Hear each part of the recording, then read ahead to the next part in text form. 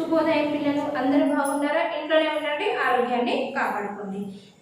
మన కమలా memorial high school యాజమాన్యం వారు పిల్లలు ఎక్కడా కూడా విద్యాపరంగా నాసుకోకూడదని కమలా ఆన్లైన్ తరగతులని ప్రవేశపెట్టడం జరిగింది. మీరు అంత శ్రద్ధతోటి చదువు పట్ల శ్రద్ధ వహించి వింటున్నారని నేను భావిస్తున్నాను. అందులో భాగంగా మనకి తెలుగులో 3 పాఠాలు అయిపోయినాయి. 3వ పాఠంలో వచ్చేసి వ్యాకరణాంశాలు ఉన్నాయి. వ్యాకరణాంశాలలో మీకు సందులని వివరిస్తాను. అంటే పార్ట్ వైజ్ వస్తూ ఉంటాయి సందులు, సమాసాలు. ఇక్కడ కర్తరి కర్మడి వాక్యాలు, కర్త కర్మక్రియ, లేదా సమాసాల్లోనే బోలెడున్నాయి. విశేషణ పూర్వపద, విశేషణ పరపద, ఇవన్నీ కూడా నేర్చుకుందాం. డోంట్ వరీ నాన్న. అందులో భాగంగా 1, 2, 3 పాఠాల్లో అదే పనిగా రిపీట్ అయినవి సందులు. ఈ సందులను ఒక్కసారి రివిజన్ చేసుకుందాము. తెలియని వాళ్ళు శ్రద్ధగా వినండి, నోట్స్ కూడా చక్కగా రాసుకోండి. చూడండి, ఉపయోగించవలసిన వస్తువులు చూడండి. పాఠ్యపుస్తకం, class work, pen, pencil. Telugu text book దగ్గర పెట్టుకోండి. తెలుగు టెక్స్ట్ బుక్లోనే మీకు 3వ పాఠంలో వచ్చేసి పేజ్ నెంబర్ 28, 28, 29 చూడండి. దీంట్లో సవర్ణ దీర్ఘ సంధి, గుణ సంధి, అలాగే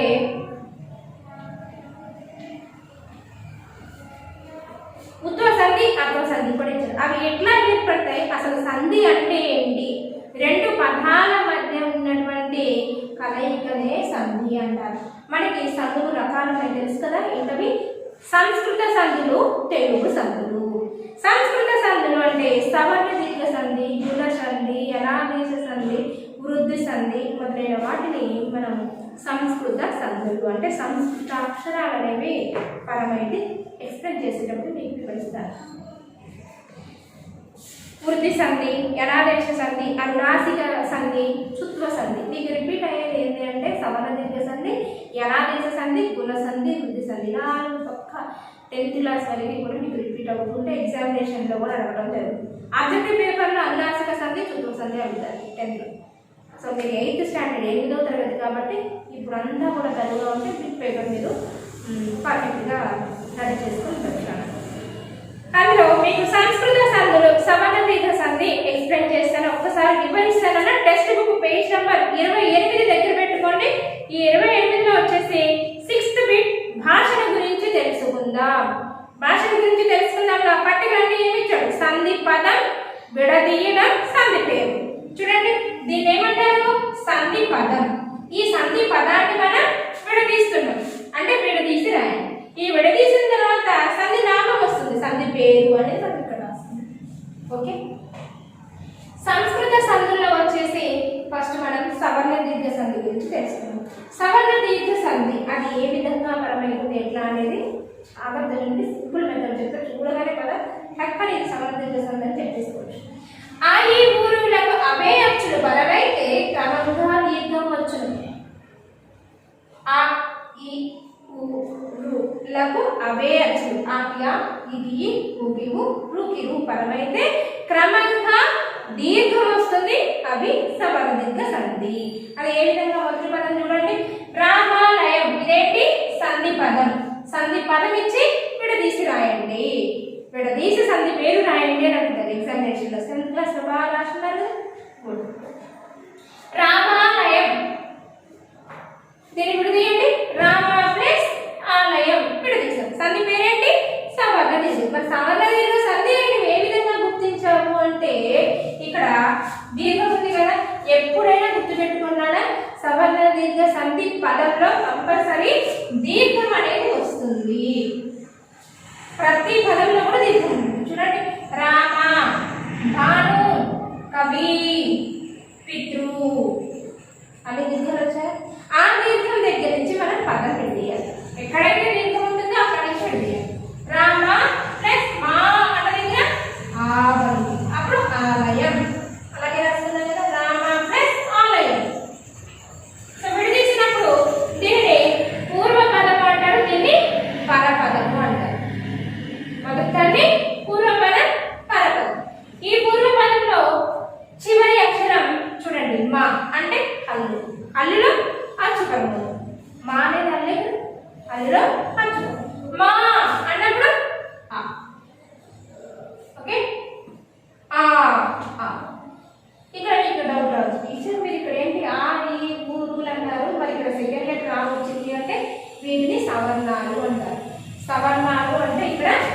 ఆకి ఆ రావచ్చు, ఈకి ఈ రావచ్చు, ఊకి ఊ రావచ్చు, రూకి రు రావచ్చు. ఈ ఆ లెటర్ పూర్వపదంలో చివరి అక్షరంలో వస్తే ఈ పరపదంలో మొదటి అక్షరంలో ఈ లెటర్స్ రావచ్చు. క్రమంగా ఈ రెండు ఏర్పడితే దీర్ఘం. ఓకేనా, అర్థమైందా? అంటే ఈ ఆలు వచ్చినప్పుడు ఈలు వచ్చినప్పుడు ఈ, ఊలు వచ్చినప్పుడు దీర్ఘం కదా. రూ వచ్చినప్పుడు రూ దీర్ఘం వచ్చింది. సో ఇక్కడ వీటిని ఇక్కడ సెకండ్ రెండో అక్షరాన్ని చూస్తే ఆ ఈ ఊ వీటిని సవర్ణాలు అంటారు. సవర్ణాలు ఈ అక్షరాలకి ఇవి పరం అవ్వచ్చు, ఈ రెండు అక్షరాలకి ఇవి దీర్ఘాలు. ఓకే, ఆకి ఆ రావచ్చు, ఈకి ఈలు పరం అవ్వచ్చు, ఊకి ఊలు పరం అవ్వచ్చు, రూకి రూలు పరం అవ్వచ్చు అని. ఓకేనా? అందుకని ఇక్కడ ఆ ప్లస్ ఆ దీర్ఘం వచ్చింది. క్రమంగా ఏమైంది? సవర్ణ దీర్ఘ సంధి అయింది. రెండో చూడండి, భాను హేం. చక్కగా కళ్ళు మూసుకొని చెప్పొచ్చు భాను. టీచర్ సవర్ణ దీర్ఘ సంధి. ఎట్లా? ఇక్కడ దీర్ఘం ఉంది, దీర్ఘం దగ్గర నుంచి ఎప్పుడైనా పదం విడదీయాలి. రెండు పదాల కలయికే సంధి. ఇక్కడ రెండు పదాలు ఉన్నాయి, ఈ రెండు పదాన్ని కలిపి రాస్తున్నాం, ఈ రెండు పదాన్ని విడదీస్తున్నాం. అవునా? భాను ప్లస్ ఉదయం, భాను ప్లస్ ఉదయం. భాను అన్నప్పుడు హల్లు, హల్లు అచ్చుకల్లు. ఊ ఊ ఊ ప్లస్ ఊ. అంటే ఇక్కడ చూడండి టీచర్, ఇక్కడ రెండో లెటర్ ఆనే వచ్చింది, ఇక్కడ ఊ రావాలి కదా. ఉదయం అంటామా ఉదయం అంటామా? కాబట్టి కొన్ని సంధి పదాలకి ఆకి ఆ పరం అవ్వచ్చు, ఆకి అంటే ఈ రెండింటిలో ఏదైనా ఒకటి పరం అవ్వచ్చు అని అర్థం. ఈకి ఈ లెటర్ అయినా పరం అవ్వచ్చు, ఈ లెటర్ అయినా పరం అవ్వచ్చు. సో ఈ ఊకి ఇదైనా రావచ్చు, ఇదైనా రావచ్చు. సో అట్లా ఈ రూకి రూ రావచ్చు, రూ రావచ్చు. అప్పుడు దీర్ఘాలు ఏకాదశం అవుతాయి. వీటిని సవర్ణాలు, సవర్ణాక్షరాలు అంటారు. ఓకేనా? కవి ఈకి ఈ ప్లస్ ఈ చెప్పాలి, అక్కడ నుండి చెప్పాలి, వెంటనే ఏంటంటే మీరు నోట్స్ రాసుకోవాలి. పితృ రు, రు ప్లస్ రు, రు సవర్ణ దీర్ఘ సంధి.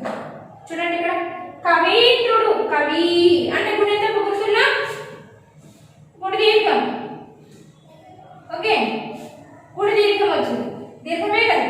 కవి ప్లస్ ఇంద్రుడు. పితృనం, పితృ ప్లస్ రుణం. నోట్స్ రాసుకున్నా, టెక్స్ట్ బుక్ లో కూడా ఉన్నాయి, కంప్లీట్ చేసేయండి ఆ పట్టిక. పితృ ప్లస్ రుణం. టెక్స్ట్ బుక్ లో కనకాచలం ఉంది, పట్టిక చూడండి. కనక ప్లస్ మీరు విడదీయండి, విడదీసి రాయండి. రాస్తే మీకు వచ్చేసినట్టు అర్థమేనండి. కనక ప్లస్ కనకాచలం అన్నాడు. ఆచలం, ఆచలం అంటే కొండ.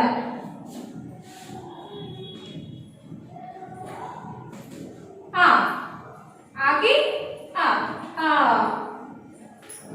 ఓకే, ఈ విధంగా కంప్లీట్ చేసేయండి. ఇది సవర్ణ దీర్ఘ సంధి.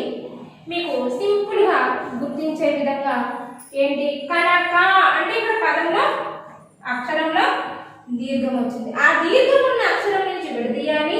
ఎప్పుడైతే మనకు సంధి పదంలో దీర్ఘం ఉందో అది సవర్ణ దీర్ఘ సంధి. ఓకే, టెక్స్ట్ బుక్ లో వచ్చేసి నోట్స్ రాసుకున్నారా? ఇవి పట్టికలో రాసుకోండి. క్షీరాబ్ది ఉంది కదా, ఇందాక చెప్పాను, క్షీర ప్లస్ అబ్ది సవర్ణ దీర్ఘ సంధి. ఇక్కడ మూడవది ఉంది చూడండి, నాకు రాసుకున్నాం కదా.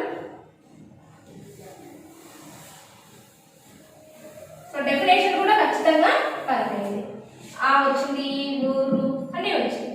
సో చూడండి ఇక్కడ టెక్స్ట్ బుక్ లో ఇచ్చినట్లుగా మూడోది పట్టిక మూడోది ఉంది కదా, ఇక్కడ పదాన్ని విడదీసి ఇచ్చారు, మనం పదం కలిపి రాయాలి. ఏమని ఇచ్చారు? నాకు ప్లస్ ఒక, నాకు నాకు అంటే ఉత్తులకి అచ్చుపరమైనప్పుడు సంధి. ఉత్తు అంటే ఉకారము అని అర్థం కదా. ఉకారానికి అచ్చులు పరమైన అచ్చులు ఏంటి? ఆ నుండి ఆహా. ఈ అచ్చులు ఎక్కడైతే నా నుంచి ఆహా వరకు ఏవైతే ఉన్నాయో అవి ఏవి పరమైనా కానీ మనకి ఉత్వ సంధి, ఉకార సంధి, ఉత్వ సంధి. మనకి ఏం చెప్పారు ఇక్కడ? పదం విడదీసి ఆల్రెడీ టెస్ట్ పదం కలిపి రాయాలి. నాకు ప్లస్ ఒక ఈ ఓ ఉంది చూసారా? ఈ ఓ గుణితపు గుర్తు ఏంటి? ఓ. అప్పుడు ఏం చేయాలి? ఈ గుణితపు గుర్తు ఆటోమేటిక్గా ఈ అక్షరానికి చేరుతుంది. నాకు ఒక హల్లుకు చేరుతుంది. నాకు ఒక ఓ అంటే కదా ఓ. నాకు ఒక రాసేయండి. నాలుగు చూడండి. కాదు ప్లస్ ఏడి, కాదు ప్లస్ ఏడి.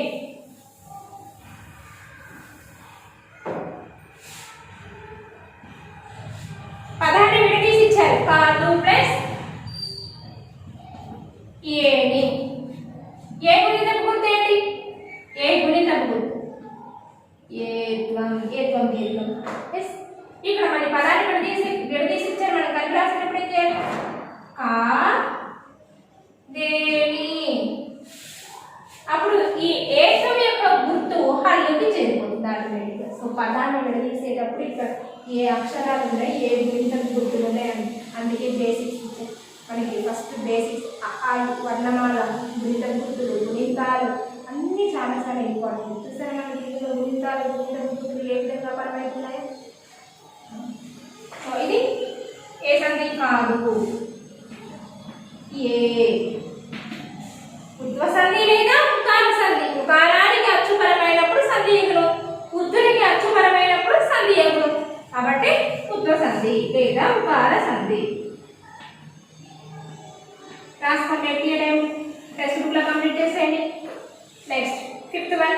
5th చూడండి. అతనికి ఇచ్చారు. ఇప్పుడు పదాన్ని కలిపించారనమాట. పదాన్ని కలిపించారు.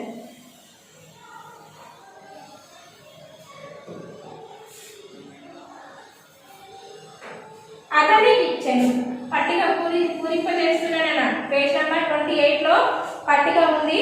పట్టిక పూరించడం నేర్పిస్తున్నా. మీకు సంధుల్లో సంస్కృత సంధి, సవర్ణ సంధి ఒక్కటి మాత్రమే ఎక్స్ప్లెయిన్ చేస్తాను. తర్వాత నెక్స్ట్ గుణ సంధి ఎక్స్ప్లెయిన్ చేస్తాయి. ఇక్కడ తర్వాత తెలుగు సంధులు వచ్చాయి. తెలుగు సంధులు ఏంటి?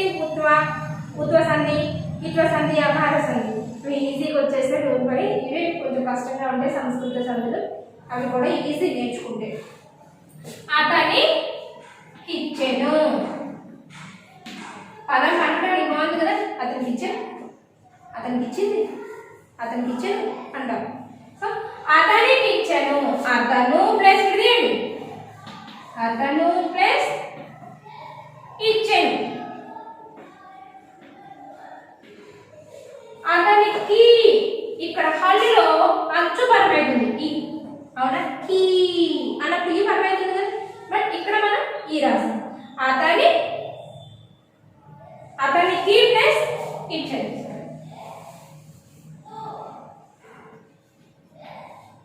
అతనికి ప్లస్ ఇచ్చాను. రైటా? అతనికి ప్లస్ ఇచ్చాను. సో కీ అన్నప్పుడు హల్లుకి అచ్చుపరమైంది. సో అతనికి ఇక్కడ పదాన్ని రెండు పదాలు కలిపినటువంటి సంధి పదం. ఆ రెండు పదాలను మనం విడదీయాలి. ఇక్కడ కీ ఎందుకు విడదీయలేదు? అతని అంటే బాగోదు. అతనికి అప్పుడు విభక్తి ప్రత్యయం చేయాలి. కాబట్టి కీని కీలాగే ఉంచాము. ఈ ప్లస్ ఈ అంటే అచ్చుకి అచ్చుపరమైంది కాబట్టి ఇత్వ సంధి. ఇత్తులకి అచ్చుపరమైంది ఇత్వ సంధి లేదా ఇకార సంధి. వీటిని తెలుగు సంధులు అంటారు. సంస్కృత సంధుల్లో మనం ఇదొక్కటి మాత్రమే చెప్పుకున్నాం. మనకి మొట్టమొదట కనకాచలం, క్షీరాబ్ది ఈ రెండు ఇచ్చారు కాబట్టి మీకు ఎక్స్ప్లెయిన్ చేసాం. ఓకే.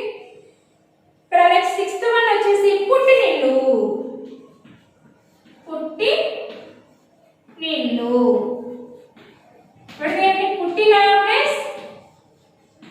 పుట్టిన ప్లస్ ఇల్లు.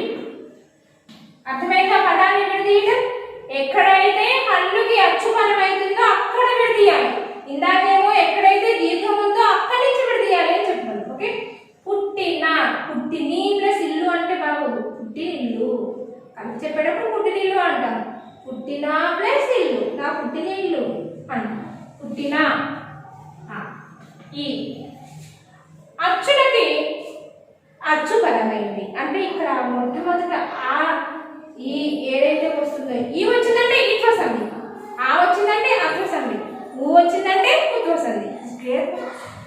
సో ఇది అత్వ సంధి. అత్తులకి అచ్చుపరమైతే అత్వ సంధి లేదా అకార సంధి. చూడండి ఇక్కడ మొట్టమొదట పూర్వపదంలో చివరి అక్షరంలో ఈ వచ్చింది అంటే ఇత్వ సంధి. ఇక్కడ ఆ నుంచి అహా వరకు ఏ అక్షరాలన్నా ఉండదు.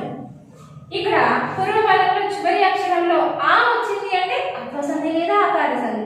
ఇక్కడ రెండోసారి ఆ నుంచి అహా వరకు ఏ అక్షరాలన్నా ఉండదు. ఇందాక ఊ వచ్చింది కదా, కానీ ఉత్వ సంధి రాసుకున్నాం. మొట్టమొదటి ఊ వచ్చింది, ఊకి ఊ పరమైంది ఉత్వ సంధి. అంటే ఉత్తులే ఖర్చు అంటే ఊ ఊ మొట్టమొదటి ఊ ఆ ఈ ఏవైతే వస్తే అవే సంతున్నారు మన్న గుర్తు. Okay, easy method. సో మొట్టమొదట ఈ ఆ ఊ వస్తే ఉత్వ సంధి, అత్వ సంధి, ఇకార సంధి. ఓకే, అంటే ఈ నుంచి అచ్చులు ఏవైనా రావచ్చు ఇత్వ సంధి. ఆ పరమై ఆకి అచ్చులు ఏవైనా పరవచ్చు అత్వ సంధి. ఊగి అచ్చులు ఏవైనా పరవచ్చు, ఈనే రావచ్చు, ఏనే రావచ్చు, రూనే రావచ్చు, ఏదైనా రావచ్చు, ఉత్వ సంధి, అత్వ సంధి. Okay, clear? అర్థమైందా? నెక్స్ట్ లాస్ట్ వన్ చూడండి. ఏమిటిది?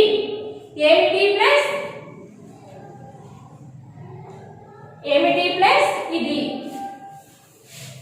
పదము ఆల్రెడీ అక్కడ విడదీసి ఇవ్వడం జరిగింది. అవునా? పదం అక్కడ ఆల్రెడీ విడదీసి ఇవ్వడం జరిగింది. ఏమిటి ప్లస్ ఇది అని ఇచ్చారు. ఏమిటి మొట్టమొదటి ఏం పరమైంది? నేనేం చెప్పాను? ఇక్కడ ఏ లెటర్ పరమైందో ఆ సంధి. సో ఇక్కడ ఏ లెటర్ ఆ నుంచి అహా వరకు ఏమైనా ఈ. ఇది ఇత్వ లేదా ఇకార సంధి. సో పదాన్ని మనం కలిపి రాయాలి కదా. ఏమి తది, ఏమిటది, ఏమిటి అని వచ్చింది. పదాన్ని విడదీసి ఏమిటది, ఏమిటి ప్లస్ ఇది, ఏమిటిది, ఏమిటిది అని అంటాం కదా. లాస్ట్ వన్ నాయనమ్మ. నాయనమ్మ, నాయన ప్లస్ అమ్మ. ఇదే సంధి మీరే చెప్పండి. నాయన హల్లుకి అచ్చుపరమైంది, ఆకి ఆపరమైంది. అంటే ఇక్కడ ఏ అక్షరాలైనా పరమడి. ఏ అక్షరాలంటే ఆటు అచ్చులు ఏవైనా పరమడు ఆ సంధి. ఇదేంటి? అత్వాలైనా అకారం. క్లియర్ కదా? మరి సంస్కృత సంధుల్లో గుణ సంధులోకి వెళ్దామా? రాసుకున్నారా పట్టిక? సరే, నెక్స్ట్ గుణ సంధి టెక్స్ట్ బుక్ పేజ్ నెంబర్ 28లోనే ఉంది, చూడండి. సంస్కృత సంధుల్లో గుణ సంధి అయిపోయింది. తెలుగు సంధులు కూడా వచ్చాయి, మనం అవి కూడా కవర్ చేస్తాం. ఇత్వ సంధి, అత్వ సంధి, ఉకార సంధి ఆ పట్టికలో గురించేసారు. మరి గుణ సంధి చెప్పుకుందాము. రాసుకోండి, హెడ్డింగ్ రాసుకోండి, డెఫినేషన్ కూడా రాసుకోండి. గుణ సంధి పేజ్ నెంబర్ 28లో గుణ సంధి ఇచ్చేసారు. అకారానికి ఈ ఊరులు పరమైనప్పుడు క్రమంగా ఏ ఓ అర్ అనేవి పరమవుతాయి. చూడండి, డెఫినేషన్ రాస్తుంది. ఆరము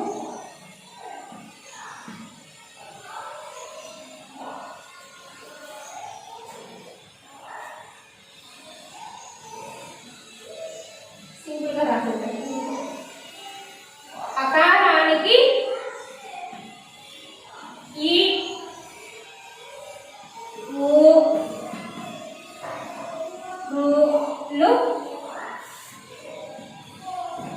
పరమైనప్పుడు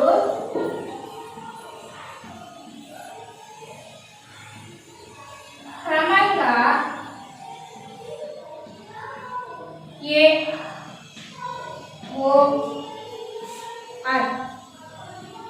అనునవి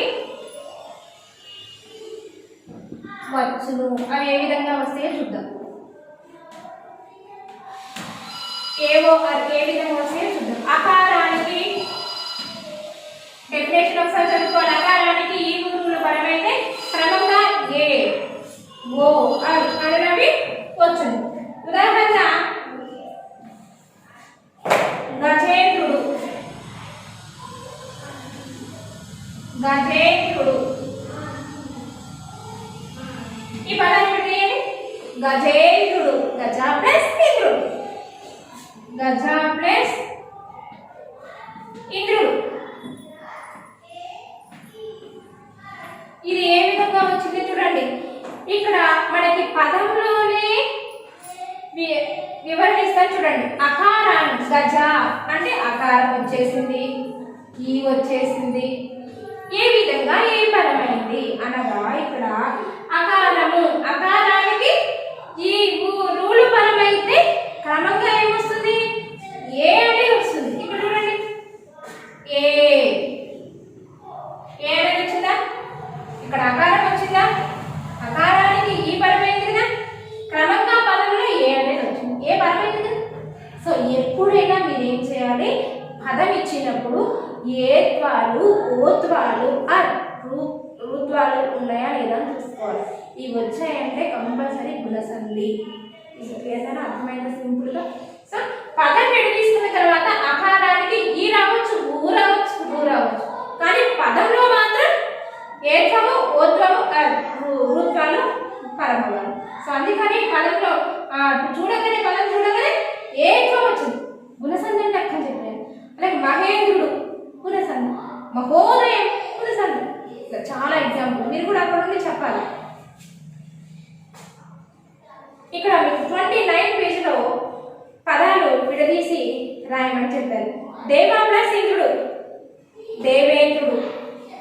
రాసుకోండి, అవే రాసుకోండి. ఎన్ని టైం టెక్స్ట్ బుక్లో కంప్లీట్ చేసుకోండి. అర్థమైంది కదా? చూడండి రెండో చూడండి, దేవేంద్రుడు. ఇదే సంధి గజేంద్రుడు లాగే కదా. దేవా ప్లస్ ఇంద్రుడు. ఇంకొకటి పదం విడదీసేటప్పుడు దీర్ఘాలు ఉండవు. ఇంకొకటి పదాలు విడదీసేటప్పుడు పదంలో ఉన్న దీర్ఘాలు పదం విడదీసేటప్పుడు ఉండాలన్నా ఒక్కటి గమనించండి. మళ్ళీ ఇక్కడ దేవే ప్లస్ ఇంద్రుడు అని రాస్తారు, దట్ ఈస్ రాంగ్. ఓకే, దేవా ప్లస్ ఇంద్రుడు. అకారానికి ఈ పరమైంది. ఇక్కడ క్రమంగా ఏ కూడా పరమైంది. బట్ ఇదే సంధి గుణ సంధి. రాసుకోండి, టెక్స్ట్ బుక్ 29 పేజ్లో రాసుకోండి. అర్థం కావాలా? మోర్ ఎగ్జాంపుల్స్ ఇచ్చినా రాయగలిగేటట్లు ఉండాలి. ఎప్పుడు ఏ సంధి అడిగినా గుర్తించగలిగేటట్లు ఉండాలి. నెక్స్ట్ గుణేశుడు. ఇక్కడ ఆల్రెడీ పదాలు విడదీసి ఇచ్చారు, మనం పదాలు కలిపి గుణేశుడు, గుణేశుడు. గుణ ప్లస్ ఈశుడు.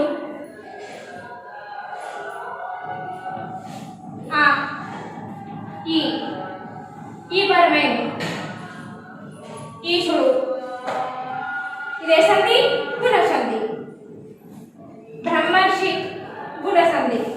ఓకే, నెక్స్ట్ ఇక్కడ ఏ పరమైంది, ఓ పరం అవ్వాలి. ఓ తెలుసుకోవాలి కదా. వసంతోత్సవం, వసంతోత్సవం.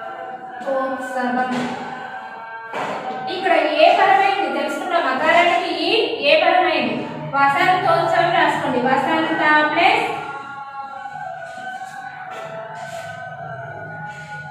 ఉత్సవం. ఓత్సవం అనద్దు, ఉత్సవం. వసంత అకార పరమైంది, ఊ పరమైంది. మనకి ఏం పరం అవ్వాలి? ఇంకా ఓ పరం అవ్వాలి. ఇక్కడ వసంతో అన్నప్పుడు ఓ వచ్చింది. సో క్రమంగా మనకి దీర్ఘం అనేది గుణసంధి అనేది వచ్చింది. చూడండి డెఫినేషన్ ఎగ్జాంపుల్ ఇక్కడ మీరు మ్యాథమెటిక్స్లో A plus B whole square అంటే A value B value whole square చేసి ఏ వాల్యూ బి వాల్యూ వేసి మ్యాథ్స్ చేస్తారు కదా, డెఫినేషన్ అప్లై చేస్తారు కదా. అలాగే మనకి తెలుగులో కూడా సూత్రాలు కరెక్ట్గా గుణసంధి వచ్చిందా లేదా, అసలు ఈ పదం ఎట్లా ఇచ్చారనేది ఈజీగా అర్థమవుతుంది కదా. చూడండి, ఆకారం ఈ పరమైంది, క్రమంగా అంటాడు, క్రమంగా ఓ పరమైంది, మరి ఏ సంధి? గుణసంధి. ఇంకా అర్ర అనేది తెలుసుకోవాలి. దేవర్షి, దేవర్షి, దేవ ప్లస్ అర్షి అంటారా, ఋషి, ఋషి. చూడండి, మీకు ముందే చెప్పాను, ఇక్కడ పదంలో ఏత్వాలు కానీ ఓత్వాలు కానీ దీర్ఘాలు కానీ ఉంటే సంధి పదంలో విడదీసేటప్పుడు దీర్ఘాలు ఉండవు. దేవ రు, అకారానికి రూపరమైంది, బట్ క్రమంగా మనకి అర్ర అనేది పడుతుంది. అర్ర అనేది ఎలా వచ్చింది? దేవర్షి, ఇక్కడ ఈ గ్యాప్ లో అర్ర అనేది పడుతుంది. ఓకేనా? దేవర్షి, ఇక్కడ ఈ గ్యాప్ లో అర్ర, దేవర్షి. పదం ఒకటికి 2 సార్లు ఉచ్చరించండి. దేవర్షి, దేవర్షి, మహర్షి, దేవర్షి. బట్ ఇక్కడ ఏంటి? ఇక్కడ గుణసంధి అయింది, అవునా? ఇంకొక ఎగ్జాంపుల్, మహర్షి. ఇలా పదాన్ని చూసుకొని సందులని గుర్తించాలి. మహా ప్లస్ ఋషి, హర్షి రాయకూడదు, గుర్తుపెట్టుకోండి. హర్షి అంటే ఇక్కడ ఋషి అని, మహర్షి మహర్షి గొప్ప ఋషి. పరమైంది. గుణసంధికి నాన్న ఫస్ట్ అక్షరం ఆనే వస్తుంది. అట్లని చెప్పేసి అత్వ సంధికి మొట్టమొదట ఆ వస్తే తర్వాత అచ్చులు పరమైతే ఇది అత్వ సంధి అని చెప్పకండి, దట్ ఇస్ రాంగ్.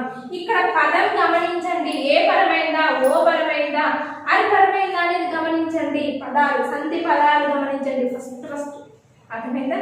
సో ఆ ప్లస్ రూ, ఇది గుణసంధి. ఇది కూడా మీకు అందుకే ముందుగానే చెప్తున్నా ఇన్స్ట్రక్షన్స్. సో మొట్టమొదటి ఆ వచ్చింది కదా, అచ్చుకి అల్లు పరమైంది, ఏమైనా పరమం వచ్చిందారు కదా, ఇది అత్వసంధి కాకూడదా? అత్వసంధి కాదు. ఇక్కడ మొట్టమొదటి సంధి పదాన్ని గుర్తించాలి.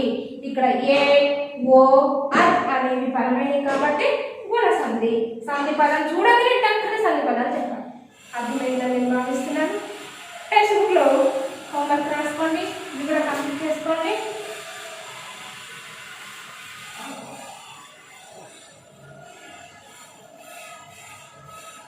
ఈరోజు హోంవర్క్ రాసుకోండి. Complete text book page number 28, 29 and work book. Same bits work బుక్లో కూడా ఉంటే టెక్స్ట్ బుక్, వర్క్ బుక్ రెండింటిలో కంప్లీట్ చేయండి. ఓకే, అందులో అర్థమైంది కదా. పదం చూడగానే గుర్తిస్తారని నేను భావిస్తున్నా. God bless you children, practice చేయండి.